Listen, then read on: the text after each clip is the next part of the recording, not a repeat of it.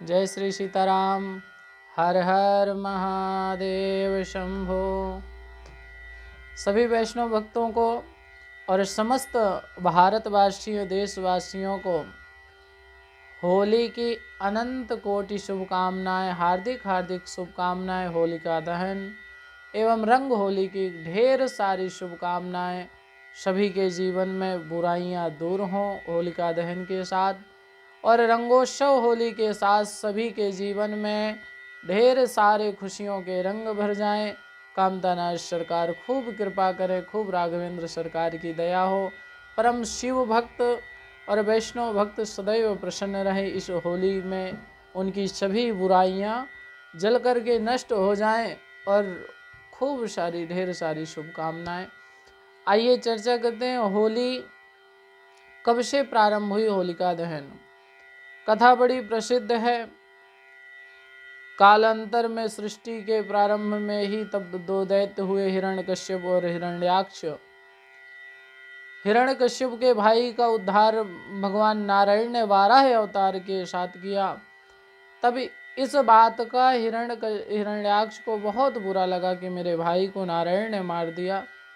आज से इसने संकल्प ले लिया कि पृथ्वी में सबसे बड़ा कोई अगर मेरा शत्रु है तो नारायण है।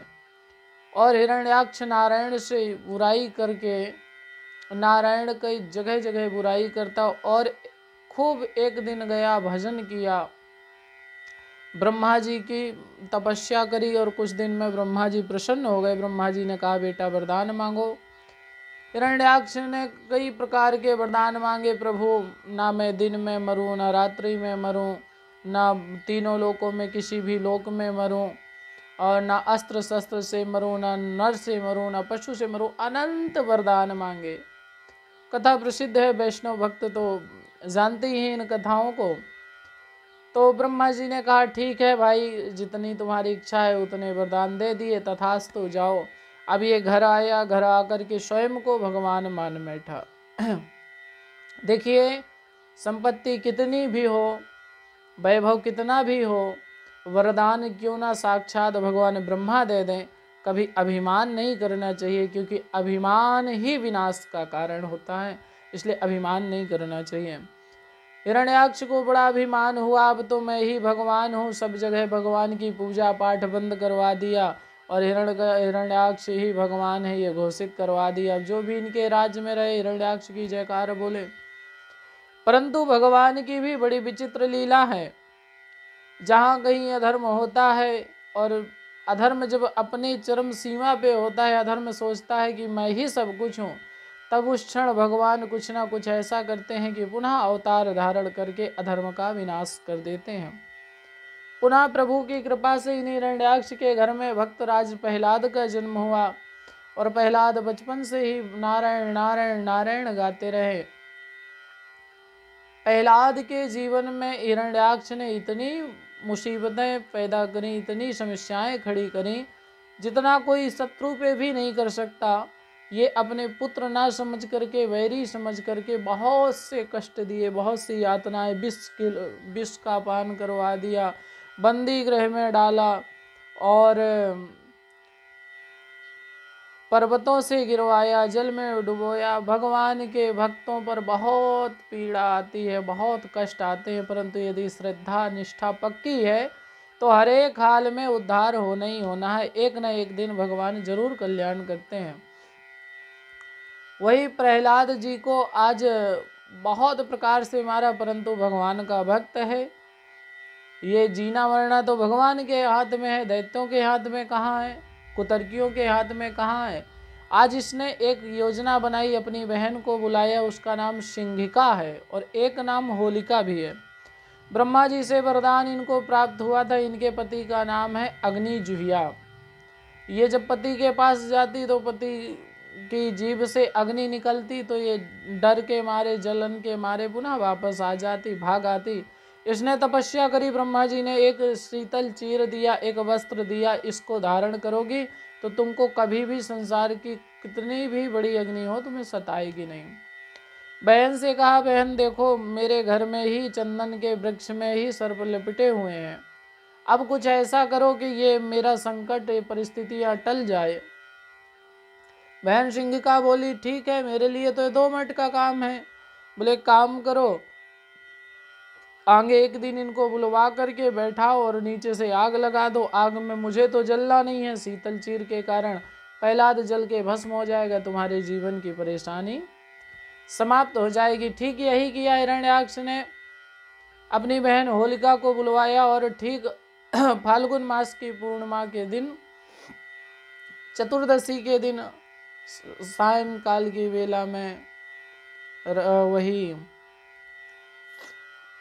होलिका को बैठा करके एक भूमिका बनाई, क्या करना है, कैसे करना है। प्रहलाद जी भजन में थे, प्रहलाद जी को इकट्ठा किया और पूर्णिमा के दिन लकड़ी इकट्ठी करके प्रहलाद जी से कहा कि प्रहलाद बेटा आओ, तुमको कुछ चमत्कार दिखाते हैं। तो जो निष्कपट होते हैं उस दूसरे को भी निष्कपट समझते हैं। प्रहलाद जी भगवान के भजन में मस्त, ठीक है बुआ जी आप कुछ चमत्कार दिखाती हो, मैं तैयार हूँ। और बुआ की बात मान के प्रहलाद जी चले गए। होलिका ने गोद में बैठाया और बैठा करके लकड़ी के ऊपर बैठ गई। नीचे से हिरण्यकश्यपु के जो दैत्य थे, जो जल्लाद थे, जिनको पहले से समझा रखा था, अब जैसे ही होलिका बैठी, अब प्रहलाद जी जब लकड़ियों के ऊपर बैठे सोचे यहाँ कोई चमत्कार होने वाला नहीं है। अब बुआ जी क्या होगा? बुआ जी बोली बस नीचे से आग लगाई जाएगी। प्रहलाद जी बोले तो बुआ जी हम दोनों जल जाएंगे। बुआ जी बोली हाँ जल तो जाएंगे पर हम नहीं जलेंगे, सिर्फ तुम जलोगे बेटा, क्योंकि तुम मेरे भाई को बहुत परेशान करते हो, बहुत तंग करते हो। प्रहलाद जी बोले अच्छा ऐसी भी बुआ होती हैं जो किसी को मारे? ऐसा ये तो उचित नहीं है, पर चलो। बुआ प्रहलाद जी ने उठ के भागना चाहा, तुरंत सिंहिका ने पकड़ लिया, बैठा लिया, बोले बैठो। प्रहलाद जी बोले ये तो गलत बात है, पर चलो ठीक है, जो नारायण की इच्छा हुई है सोई जो राम रचि राखा। नीचे से अग्नि लगाई गई। प्रहलाद जी बैठ करके नारायण नारायण नारायण नारायण जाप करने लगे। अग्नि लगाई गई, अग्नि जली। जब अग्नि प्रचंड हुई तो प्रहलाद जी भगवान का स्मरण करते रहे। प्रजा को राखे साइया मार सके न कोई। प्रभु की कृपा से पवन देव वायु वेग से आए और पवन के झोंके से उस वायु के झोंके से जो होलिका के शरीर में जो शीतल चीर था वो उड़ करके प्रहलाद जी के ऊपर गिर गया।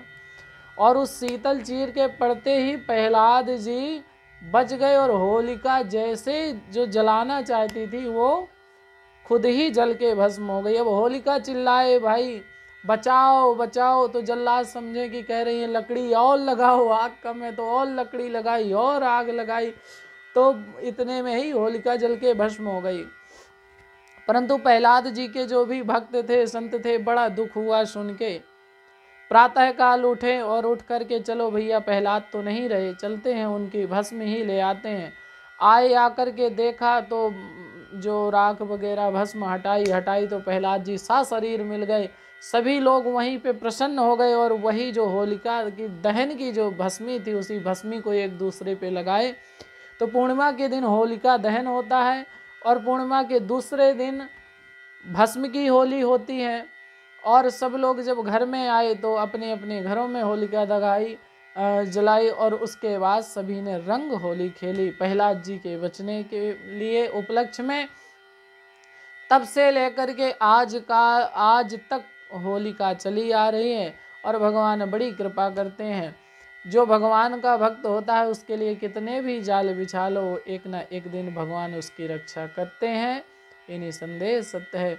भगवान ने होलिका जैसी अग्नि से प्रहलाद जी की रक्षा करी और उसी याद में तब से आज तक देखिए पूर्णमासी के दिन होलिका जलती है। दूसरे दिन का विधान है, अब तो कहीं जगह पे बंद हो गया है और कहीं कहीं चलता है। होलिका से कुछ खाक राख वगैरह भभूति की भस्म की होली खेलते हैं। उसके बाद उसके दूसरे दिन गुलाल की होली खेलते हैं। और इसके बाद भगवान ने हिरण्याक्ष का उद्धार किया। सो इस पूरे कार्यक्रम में 8 दिन का समय लगा, इसलिए होली के पहले होलाष्टक लग जाते हैं। यही 8 दिनों तक कोई भी शुभ कार्य नहीं होते, गृह निर्माण और अनुष्ठान पूजा हवन देवी कार्य सब बंद हो जाते हैं।